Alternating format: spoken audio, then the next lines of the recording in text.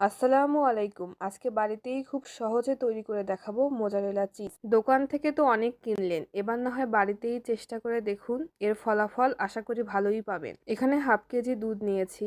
অন্য একটি কাপে 3 চামচ ভিনেগার এবং 3 চামচ পানি একসাথে করে মিশ্রণ করে নিয়েছি। দুধ হালকা গরম করে নিতে হবে। নিজের আঙ্গুলের সাহায্যে সেটা আমি পরীক্ষা করে নিচ্ছি।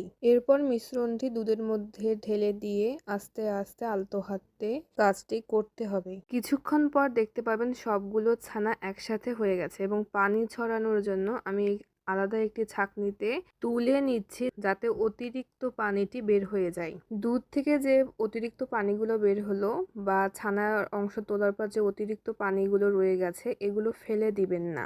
রুটি বা পরোটার ডো তৈরি করে নিতে পারেন। রুটি এবং পরোটার ডো তৈরি করলে এগুলো অনেক সফট এবং খেতে অনেক ভালো হয়। এভাবে ফ্রিজে সংরক্ষণ করতে পারেন। এবার একটি ফ্রাই প্যানে ছানার অংশগুলো দিয়ে দিচ্ছি এবং চুলার তাপ মিডিয়ামে রেখেছি। কিছুক্ষণ জাল করার পর দেখতে পাবেন ছানা থেকে অতিরিক্ত পানি বের হচ্ছে। ঠিক সেই মুহূর্তে সামান্য পরিমাণ লবণ দিচ্ছি।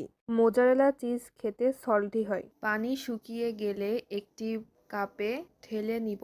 চিজটি নরমাল ফ্রিজে 2 ঘন্টা রেখে দিব।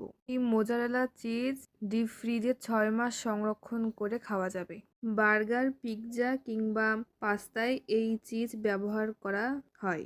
অন্য কোনো ভিডিওতে এই চিজ ব্যবহার করে নতুন কোনো রেসিপি ট্রাই করব। আজকের ভিডিও এ পর্যন্তই। ভিডিওটি ভালো লাগলে শেয়ার করে দিবেন। আল্লাহ হাফেজ।